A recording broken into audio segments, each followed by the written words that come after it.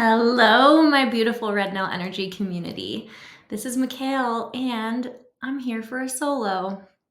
I feel like it's been a little bit too long since I've done one of these. And on one hand, that's really exciting because it just means that I've had really incredible guests and been busy with building out the membership and a lot of other things. But I really wanted to offer a solo for my birthday week. So if you're listening to this on December 2nd, my 35th birthday was yesterday, December 1st, and I hopefully spent it hiking volcanoes and living my best life in Guatemala. I am en route home tomorrow. So, yeah, I am really excited to kind of chat through how that trip went. And I'm recording this early, so um, I didn't time travel or anything. Anyway, it's nice just to be able to be here with you guys and have a chance to hang out with you for a little bit while you drive or clean your house or meditate and just lay on your back and do absolutely nothing in this cold weather. Wherever you find yourself right now, I hope you know how deeply grateful I am for you from the bottom of my heart. I remember when I first started this podcast, my birthday kind of felt like a marker in a sense of like 6 months of doing Red Nail Energy.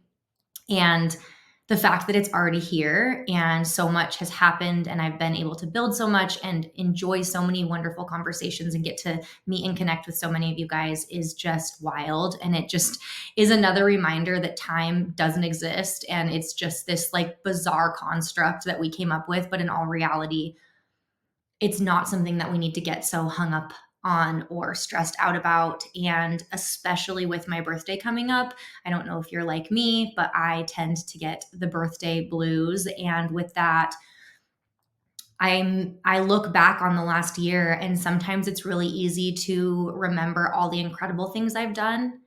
And it's really easy to focus on areas in which I feel like I'm not quite there yet, or areas of my life that I thought I would already have accomplished or started or figured out in some capacity. And this year, I'm really challenging myself to flip that script a little bit and to realize that I am exactly where I'm meant to be, and you are exactly where you're meant to be. And we are all in this together.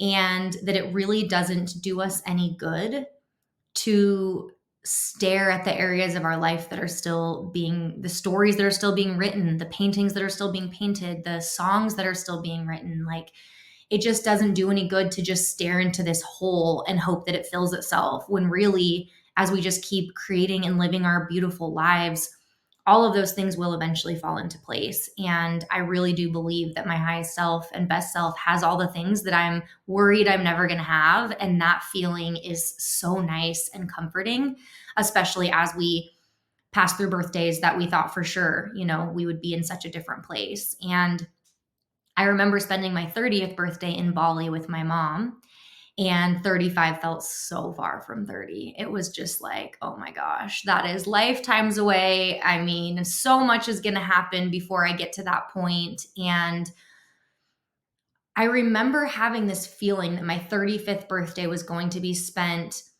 on my first like real international trip with a partner, my first real trip traveling with somebody that I'm intimately dating or was, engaged or married to or whatever at that point in time. And I think that was my brain's attempt at kind of filling in a gap. It was like, if I set this future date, that's 5 years from now, that will have surely happened by then. I can just move forward with life knowing that that's going to work itself out. And while I don't think there's anything wrong with doing that, I do think it's another way that we try to kind of play fate, and we try to kind of wield things into a way that feels safer to our nervous system than saying, I don't really know what's going to happen, and I don't really know where I'll be on my 35th birthday. And part of my acceptance of going into this birthday was first grieving and letting go of the fact that I am not embarking on this trip with a romantic partner. I'm not embarking on this trip with the love of my life in some way that I thought I would. But I can also confidently say I'm not going on this trip with the wrong partner. I'm not going on this trip with somebody that I settled for. I'm not going on this trip with a completely shattered, broken heart because I'm going through a big life altering breakup or divorce. I can say that I'm going on this trip with some of the most incredible, amazing people that I know that enrich my life every single day, that have never made me question my worth, that show up for me no matter what time of day it is or how silly or small the circumstance seems. And focusing on that and looking at that is such an empowering and beautiful way to see it. So much more empowering than focusing on this person that's not there. And that's allowing that to steal any of the joy from the experience. I just think that so often we look at areas of our life that feel like they're not quite there yet, and we allow them to dictate how we feel about ourselves, about our accomplishments, about our worth. And it's all an internal mental game and choice almost, which thoughts we're going to water and we're going to lean into and we're going to allow to move to the forefront of our mind or become our truths. I just made myself a lovely cup of cacao, and I'm going to just speak this into the ether and into the universe. But Fly Cacao is my favorite brand of ceremonial cacao by far. Their founder, Mackenzie, has a beautiful story. I'm manifesting getting her on the pod because it's going to be an incredible conversation, getting to talk to her about her journey, and two, manifesting that Fly Cacao is going to be one of our sponsors someday. I am such a firm believer in just speaking things into the world and telling the universe what you want and letting her do her thing because she always does.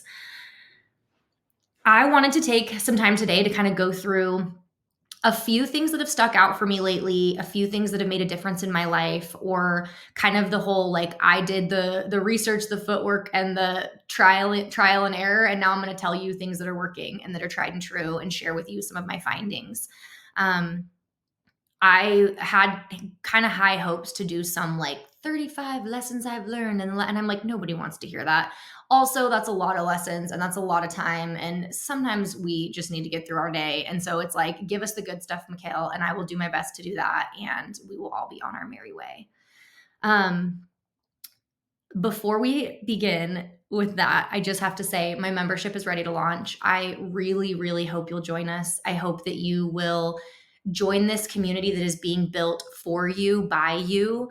I can't wait to refine and start before I'm ready and get it out there when it's not perfect, because none of us are. And this has been one of my most favorite labors of love and something that I cannot wait to plant the seeds of and watch grow. And I just really, really hope you'll join us. There's going to be a founder's membership rate that you will be locked into. I want to say that I will never forget the people that have believed in me when I didn't have anything to show for what I was trying to do.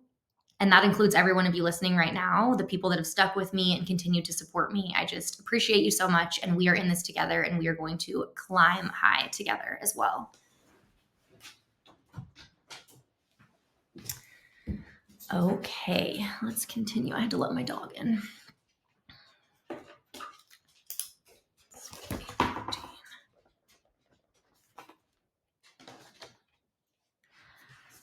All right. So one of the things that I'm loving was introduced to me by Natalie, who was on one of the past episodes. I'll make sure that I link her information in the show notes.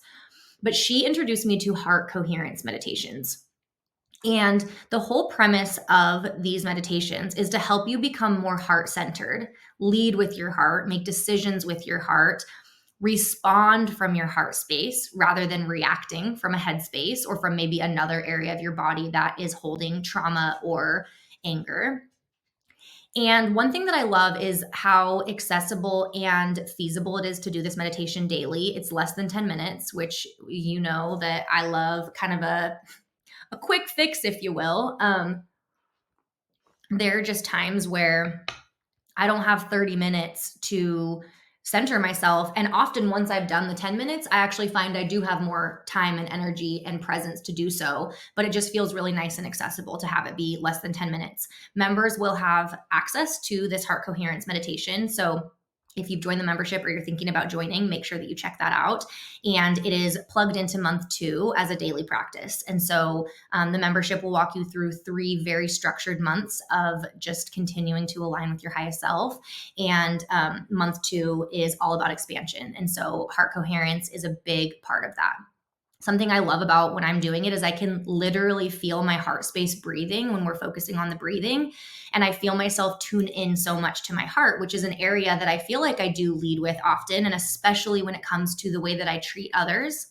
But it might not always be the place that I lead with when I treat myself and when I'm, speaking to myself or in a situation that I'm making a decision and I really want to come from a heart centered space. So that's one thing that I'm really, really loving.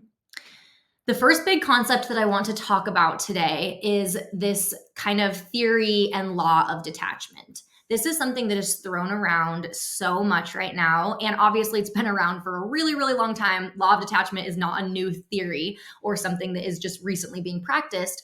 However, because people often get little tidbits of information, say from TikTok University, which we know and love, it's often a little bit misconstrued and can kind of get discombobulated where you're taking bits and pieces of what the actual essence of the message is. And it feels actually like you're either trying to put the pieces together and it's really confusing to try to do without having the full picture, or it feels like you have to be somebody you're not in order to apply this to your life. And the biggest helpful aspect of this that I've found is to discern between two words. And those two words are detachment, which is the goal, and apathy. Apathy is like a Halloween costume trying to dress up as detachment. Apathy says this: I care a lot, but I'm going to pretend like I don't. I'm going to pretend like I do not care at all. It is the unbothered but seething inside feeling. It is, I'm not going to reach out first. I'm not going to have this conversation. I'm not going to act like I care at all. And if they reach out, I'm going to continue to act like I just don't even care. When you're a big feeler and an empathetic person, as I am, this feels so misaligned. It feels so gross to do this. And while some, kind of dating experts and whatever will say that don't ever reach out first, don't ever seek communication, all these different things. And I can understand the reason behind that because there is often a desperation attached to the outreach. Detachment comes in, and detachment says, I care very deeply, and I'm going to act like I care very deeply, and I am okay with any outcome. I am not attached to an outcome. I don't have expectations for an outcome. Do you see how much more liberating that is? And how much more freeing that is? And how much more possible it is to practice detachment, which is you can do on your own, allowing yourself to breathe into the different outcomes that are possible. Exhale into all of them and say, I am going to be okay. I am okay, no matter what the outcome is. And I care. I care a lot, and I'm going to act like I care. It doesn't feel good to walk around putting on a performance that you don't care.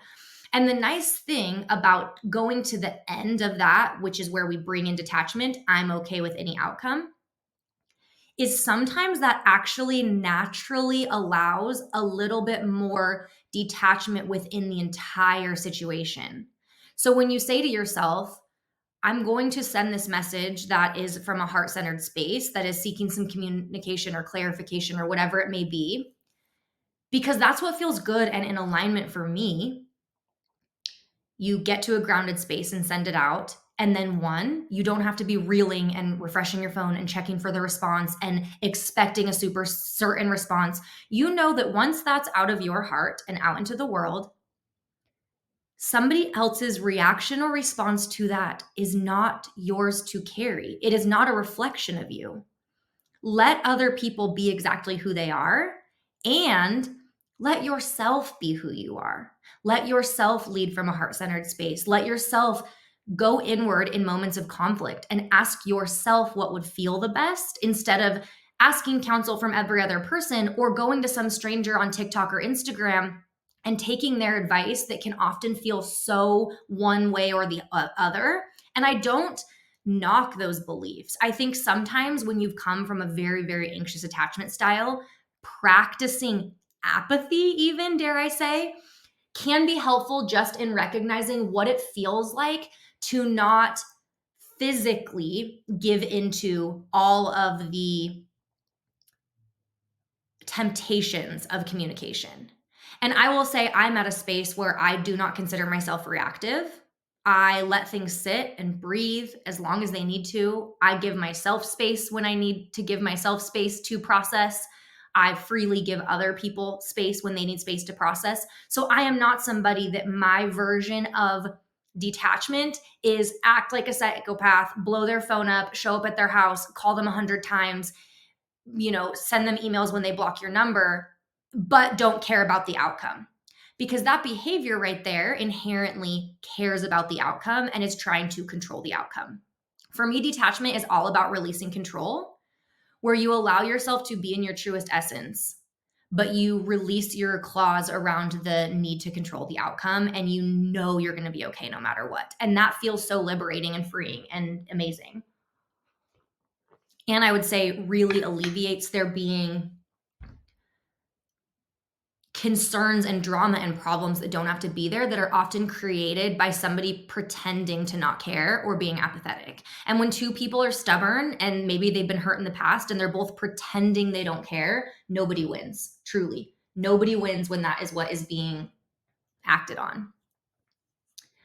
So that's my kind of little blurb on detachment and apathy. I would love to do a larger conversation about this if you guys are interested, but for me, it's so peace giving to realize I don't have to change my entire self and my whole personality just to align with some theory. I can read it and absorb it and let it marinate and then decide how it feels the most aligned. And you can do the same thing. The next example is something that just resonated very, very deeply with me. And I really hope that it resonates with you as well. And I'm going to tell a little story that I heard. This is not my original story. I've heard variations of this story. So I don't know how to credit the original source, but please just know I'm not like making this up right now. So oftentimes when we think we want something, we will determine exactly like what that thing is that we want to a T. And we will ask the universe, God, source, we will pray about it, whatever your belief system is, we will ask for that. And the example I'm going to use is a car. So you decide you want a car, you want, there's all these underlying things. You want to be able to safely get from point A to point B. You want to be able to adventure. You want to be able to feel stylish and feel good about yourself in it. There's all these factors. And you're out one day and you see a car and you're like, that is the car. That right there. That is the car that I want. And you tell the universe, I want that car. Sometimes the universe knows more about the situation than we do. Sometimes God knows more about the situation than we do. And in this situation, God sees that car and knows that car does not have an engine. We don't know that. We see the car at rest, at idle from far away. We assume it has an engine. We assume it has everything we could ever want. And we say, that's the car. That's it. Sky Daddy, give me that one. And when that car is not given to us, or we chase that car in circles, which wouldn't make sense because it has no engine, but we run around trying to get that car to notice us, and it never comes to fruition, we miss all of these opportunities where the universe has been pinging us and nudging us and gifting us opportunities to align with, maybe it doesn't look the exact same, but a car that can drive us from point A to point B safely, can take us on adventures, has a little more leg room, actually ends up being everything we never knew we needed once we are in the experience of having it.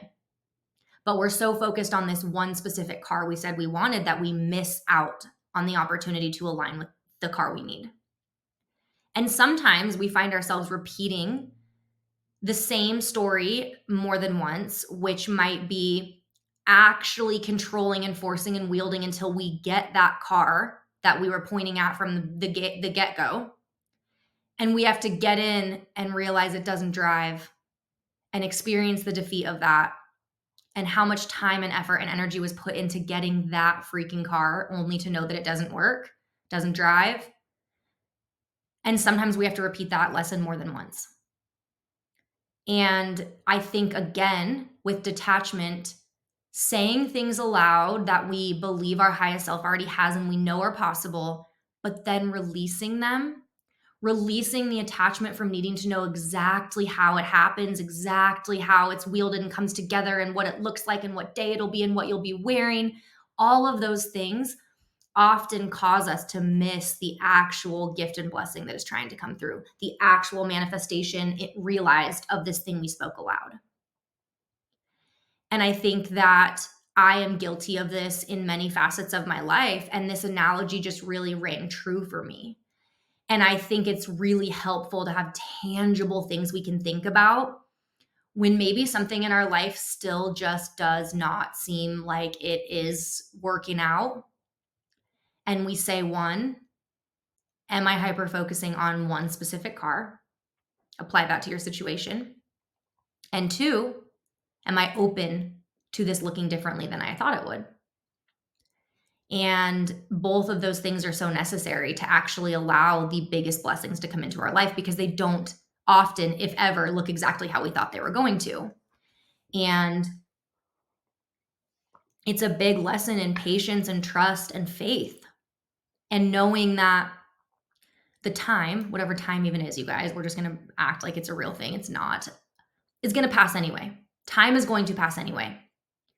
And so we can spend our time peaceful and laughing and exploring and experiencing, or we can spend it white knuckling our grip, staring at this car that we think we have to have in order to be happy, only to realize after so much time has also passed in chasing this car around that the car does not have an engine.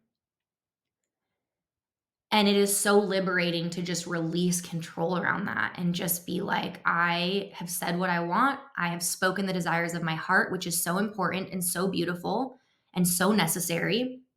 Do not be afraid to speak aloud the things you desire. Do not be afraid to talk about when rather than if. There is so much power in your words, and there is so much power in the belief system in which you know deeply in your core you have everything you could ever desire, and it's all happening for you behind the scenes. But don't get so hyper fixated on the exacts around it and the details that really don't encompass the big thing that you're trying to call in. The next little lesson is another story, and it's about your value and your worth and holding that. And it was another one that just really resonated with me. This I originally heard from Margarita, being her podcast. I love her dearly.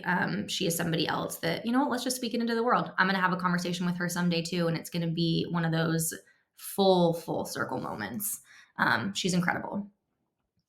So her story is a man goes into a jewelry store and he sees this beautiful ring. Let's say it's a Cartier ring, and it is thousands of dollars, and it is beautiful, and it is full price as it should be. And it is sitting there under these beautiful lights in all its glory, just waiting for the right person to see its worth and value, and holding its value all the same, being beautiful, shining, being something that every single person that sees it loves to look at and experience and speaks highly of and says, holy cow, did you see that ring in the window? That is a beauty. And this man goes in there to buy this ring or to look at rings, and he sees that ring specifically, and he's like, oof, I think that might be the one. Like, that is really stunning. And the jewelry store owner says, okay, yeah, great. That's the price. It's set. She's gorgeous, and, think about it. And that's it. There's not a lot of pressure there. And that only makes the person feel more inclined to purchase this ring. Okay, it holds its value, and this is what it is, and whatever. And they're getting ready to leave, and the jewelry store person says, hey, I'm going to call you up, and I'll call you and follow up, in a few days and see what you're thinking. And the guy's like, okay, yeah, that sounds great. At that point in time, not a lot of energetic pressure around that. So he goes, and in the next few days, he's actually almost to the point of being like, I'm going to walk back in that store and buy that ring. I don't want anyone else to get it. I love it. I need it. I can't stop thinking about it. Holy cow, it's so beautiful. And lo and behold, right as he's about to call or just go in there and get the ring, he gets a phone call from the jewelry store owner. And she says, hey, just wanted to follow up. Have you been thinking about the ring? What do you think about the ring? The ring. And he's like, yeah, I've definitely been thinking about it, and just that little bit of energetic pressure of that kind of check-in and like forceful nature kind of causes him to pause for a second. He's like, I think I'm just going to think about it until tomorrow. Can I decide tomorrow? She's like, yeah, that's okay. You can decide tomorrow. They hang up. Well, in that little bit of time, his desire grows a little bit more. And he's like, okay, tomorrow I'm going to go in and I'm going to get the ring. Well, the next morning, the jewelry store owner calls again. Hey, have you thought any more about the ring? And he's like, oh, yeah, I've been thinking about it a lot. And she says, okay, well, just special for you. I'm going to give you this ring for 20% off. So if you come in today and you get the ring, I'll give you this discount. And one would think that would make somebody jump at the chance to go in and get that. But he's like, well, wait a second. I thought this would hold its value. I thought that this was kind of the price. I thought this was the expectation here. So he says, I'm going to have to think about it for another day, actually.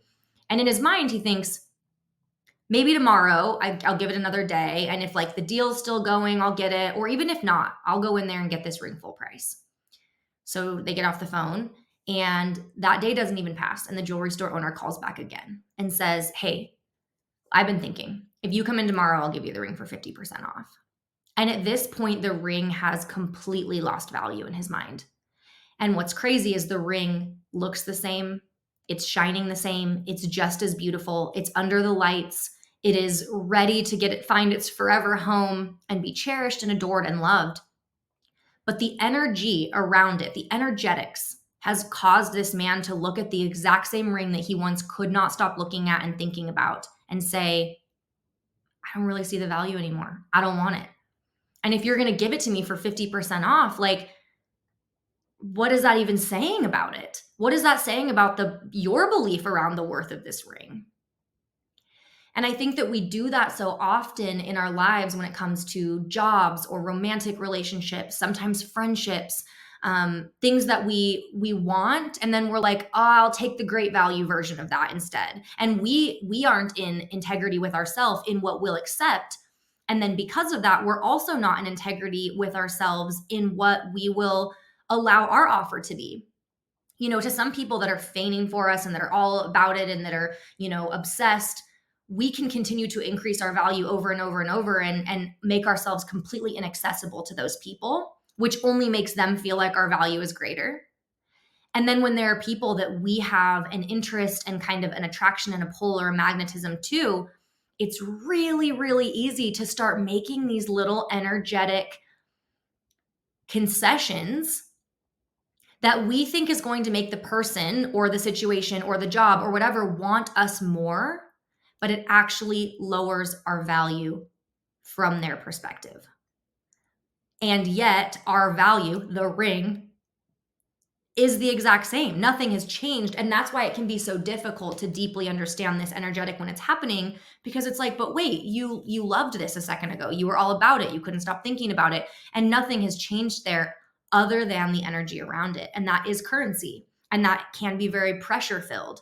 And so I think it's really, really important to consider that in our interactions and allow that to make a difference in our lives. I know it has in mine. So that was just another one that I wanted to share. The next thing that I want to talk about was originally spoken about by Mel Robbins. It's been passed around a ton, but I think that it is so valuable and important to continue to bring ourselves back to, especially as we are in the midst of a holiday season. There is always chaos and things going on with families and just you name it, all kinds of things like that. It's constantly something that I just think has the ability to derail us in a lot of ways. And that is the let them theory. The original story that was given with this is that Mel's son was going to prom, and the night of prom, they're all gathered at the house, and one of the boys says, where should we get dinner? And she's like, you are kidding me. You haven't made reservations? And just starts to kind of go down this rabbit hole. Well, then as they're all talking, one of the kids throws out, let's go to, I cannot remember what it was called. It was like Avocado Hole or something like that. And it was basically like a little taqueria, small place that maybe 6 of them could fit inside. It was pouring rain outside. And she's looking around at these girls dressed so beautifully with their hair and makeup done and their ball gowns. And she's like, what are you talking about? You can't go there. You won't even all fit in there. And she starts going. And her daughter looks at her and says, Mom, if they want to go there for prom, let them. Let them. And something unlocked in her in that moment, this liberation, this freedom of like, yeah, it's not my prom. I'm not sitting here with my hair all done and my makeup done and saying, well, I don't really want to be out in the rain. That's a little bit of a different story. That's advocating for yourself or maybe setting a boundary for your own experience. But why do we determine that we're the measuring stick for everyone else's experience, or we know best, or even if we really do know that we know better in this situation, that it's even our job or even our right to inject that into every single thing that we do? And we end up going around the world so resentful and so angry that everyone in the world is not doing the things in the way that we think they should be doing them. And it causes so many problems when if we just exhaled it and we're like, yeah, let them, it ends up being so liberating. There are times in this that, of course, are really difficult. If somebody is struggling with addiction, if there's a situation in which, we're watching somebody be in some semblance of kind of a harmful situation. And she spoke about this in a way of like kind of the acuteness of it. So if somebody is an addict and you know that they are not going to be able to help themselves until they are ready to help themselves, she even says you have to let them relapse. You have to let them go out on their path and figure things out. However, then she gave the example, if somebody that you know and love is right in front of you and they've just pounded 5 shots and they take their car keys and they're going to go get in the car, you don't let them. So there's a big difference in like the acuteness and the severity of a situation. Somebody is going to cause immediate harm. You can stop that. And I think we're all smart and aware enough to look at this and recognize like we're not applying let them to, you know, somebody out there like beating somebody up in front of you or harassing someone or whatever, breaking the law in some capacity. Instead, it's so much more simplified than that, yet it's something that we allow to overcomplicate our life. And that is just these everyday interactions. I know that I'm guilty of this. If you are in, a group of friends and your friends are doing something or getting together, or you're feeling left out, or they've got a friend that's going on a trip that you thought you were going on with her, you guys spoke about at some point, let them. And also recognize it likely has nothing to do with you. And let's just say this friend example, your friend's going on a trip and you're like, wait, we spoke about that at one point. And you realize that that friend really just needs time on her own. Or maybe there's a friendship that she is nurturing and something came up and they're going and doing this thing or whatever. And again, it was not egregiously harmfully about you. And it had nothing to really do with you and your ability to just let it happen, because the resistance we create around things that actually doesn't have an outcome or change the outcome, but just causes more suffering, is exhausting. And it continues down to the most trivial, teeny tiny little things that we actually let take up so much real estate in our minds and in our lives. And so when we can just let them and say that out loud, all right, I'll let them. That's fine. Let them, it ends up being freeing up so much time and space for things that matter and that are bigger than that, which I will also say a lot of the times, the feeling that we have around a specific situation that we are trying to let them do is much deeper and much bigger than that situation. And when we free up letting them, we can maybe go a little bit deeper and be curious about why that came up in the first place and where that came from. And she also uses the example of rowing, like being in a kayak or like in a boat that you're rowing. And if you are going against the flow of the stream, it is going to be so exhausting and so forceful. And that's what it feels like when you are trying to control people around you and trying to decide outcomes and tell people where they should go to dinner and what they should do and how they should do it and what they should wear. And don't forget your coat. All of these things, you are rowing upstream. And when you drop the oars, that is letting them. Let go of the oars, let them, and the boat will start to flow on its own, or it will peacefully float for a little while. And you won't have to work so hard and exhaust yourself so much on what other people are doing and trying to control so deeply. And what's crazy is when you are seeking more control, you often have to let go of control in order to get it. When you're jealous and you're seeking more love, you actually have to let go of control and let go of the jealousy in order to be loved more. If you think about a dynamic between, say, a partner, you and your partner loves to go golfing with his friends. And every time that comes up, it's this really big, deep point of contention because inside you actually just want to be loved. You want more love and more attention from them. Causing a big fight and a blow up and yelling and screaming about how unfair it is that they're going golfing only makes them want to leave and golf more. Letting them and being like, have a great time, babe. I can't wait to hear about it. Enjoy yourself. Only makes them more excited to come home and tell you about it and see you. And so I think that that's also just like such an important thing to remember, is that often if we get to the root of what it is we're wanting, we can then ask ourselves, how can we let go of control around this to even get this thing that we're desiring more deeply and faster, honestly. Within that, there's another notion that I want to share, and it kind of is twofold, with a story that I already had previously and then kind of a new realization that I've been repeating to myself. So years and years ago in therapy, I was talking about a family situation in which, I felt like I kind of had to do X, Y, and Z in order to create these outcomes. And I've shared this on a previous podcast, so you're going to know this story, but it's quick if you've already heard it. My therapist said to me, you are constantly in a room with these people and somebody is throwing a grenade into the middle of the room. You are constantly the one to pick up the grenade and get rid of it. What happens if you don't pick up the grenade? And immediately my first thought was, and out loud said, it explodes and we all die.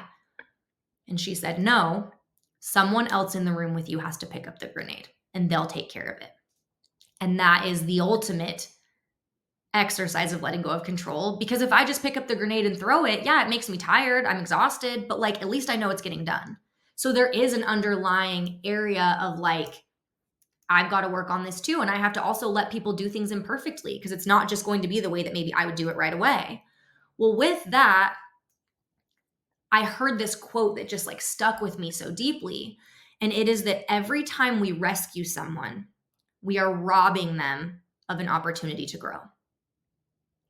And when we look at it that way, as though it's part of our responsibility for the people that we love to let them make mistakes, to let them feel the consequence of forgetting this thing that your kids call you, oh my gosh, mom, I forgot my project. That is such a bummer. It sucks to forget things and have to miss that grade or have to get, but we're not rescuing. And of course, within reason, like I know there's always ways, it's nuanced, whatever. But I actually think it is such an act of love to let people experience consequences, to let people do things imperfectly and experience their own imperfections, and also not have this idea that they will just always be rescued and always have a life raft thrown to them. How would we learn how to swim if we just knew that every time we jumped in the water, something was going to swoop us right back out? So then down the road, when we find ourselves in deep water, we actually end up resenting the people that constantly rescued us, because now we don't know how to swim. And we're looking around at all these other people that are on their merry way and backstroke and breaststroke and freestyle and butterfly. And we're like, okay, well, I don't know how to do any of this. And I feel really behind. And I'm actually mad at this person that was supposed to be rescuing me, because where are they now? And that's just a really unfair pressure to put in a relationship. And so I think that when we look at it lovingly, as though we're actually helping people by letting them be imperfect and letting them fail sometimes and all of those things, it's a huge gift. Okay, another thing I have shared in short videos, but it has been so tried and true. And I find myself asking myself this as I work on my kind of semantic hygiene and mindset every single day. Anytime a thought crosses my mind that is not helpful or is maybe a little bit self-sabotagey or whatever, I ask myself two things. One, who told you this? Often it was no one. It was me. I made it up. I told me this. Or it's some sort of like societal norm, regurgitated, masticated thing that has just been like spun around forever. And there really is no basis or truth. And I also don't respect or care about who it is that said that. The other thing is, who benefits from me thinking this? If I don't benefit from the thought I am thinking, I'm going to do a mindset shift to stop thinking that thought in some capacity, or make a change, or do something that is helpful. Because we cannot fill our heads with unhelpful thoughts all day long and then wonder why we are exhausted and lethargic and trudging through the world as though we have these giant anchors around our ankles. And sometimes it really is just as easy as, who told me this? No one, or maybe some kid in elementary school that I don't care about and I need to really dig deeper and let this go. And two, who's benefiting from me thinking this? No one, or definitely not me.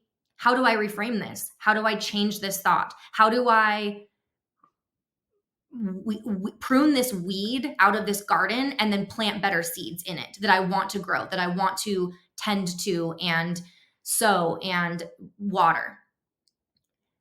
Our thoughts are so powerful and they do become our reality. And sometimes it's easy to just kind of let them be messy and unhelpful and weedy.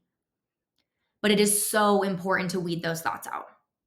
And those two questions can help you immensely when you're invited down a rabbit hole and when you are in a space of confusion. Lastly, if you are asking for flowers in this garden we're speaking of, do not be surprised when it starts to rain. It is often in the moments we are being tested the most that we are also growing the most. It is in the moments where these seeds are being planted and it's painful and confusing and all of the leaves have fallen off from the trees around us and everything looks dead and gross and like a bunch of sticks everywhere, that we are invited to say, this has all been for nothing. This is terrible. How did I get here? And if we're patient enough to let it rain and sit through the rain and be sovereign and patient and quiet and still through the rain, those seeds that we have been planting and the garden that we have pruned and sowed and been working so hard on is going to grow. And sometimes that looks to walking out to this garden that is actually just filled with weeds, but there's life there. And it'd be really easy just to leave that and be like, well, those weeds kind of look like flowers. And we have to do that hard work to till those weeds and dig them up and make the soil rich and put the fertilizer in it and do all of these things and then plant the seeds and be patient with those seeds and then sit through the still season of winter when it looks like nothing is going to happen and wait until it grows. But often when we plant the seeds that we want to grow, we are so surprised when it starts to rain. So I think it's really, really important to just pause in those moments and remember that we asked for this and that this is part of the process. And that often it is in these moments that we are being buried and planted that we are going to rejoice in the beauty that grows from that. And life has taught me that over and over and over again, you guys. I have been knocked down and buried so deep into soil that I thought there was no freaking way I was ever going to peek my little flower bud head out of the top. And I've done it every single time. And so have you if you're listening to this. And so I just want to sit with you no matter what season you are in. If it's summer and the garden is growing and beautiful and fruitful and the sun is shining for you, celebrate that. And if you are in a season where you feel like you've been planted and it's raining and it's not going to stop raining, just remember that that water is getting so deep to your roots that you have so carefully been growing. And you are going to pop your beautiful little flower head out of that ground. And that garden around you is going to be exquisite. And it is going to be something that you never could have dreamed up, especially in this sleepy season of rest that you're being invited to. I know I need that reminder, and I am so happy to shed that reminder for any of you anytime you need it. We are all in this together. I am so eternally and endlessly thankful for this community, and I know we are just getting started. I thank you all so much for the support and love and for being here with me every single step of the way. We would not be this without you, every single one of you. And this is just getting started. So buckle up for 2025 because it is going to be an incredible year filled with so much community and purpose and passion and beautiful flowers growing from the really, really hard work you've been doing to prepare the soil and get everything ready. And I see that. No amount of effort goes unnoticed. It's not wasted. No time is ever wasted. And I just love you guys all so much. Thanks for being along on the ride with me. I'm going to shut up now. I hope some of these little tidbits and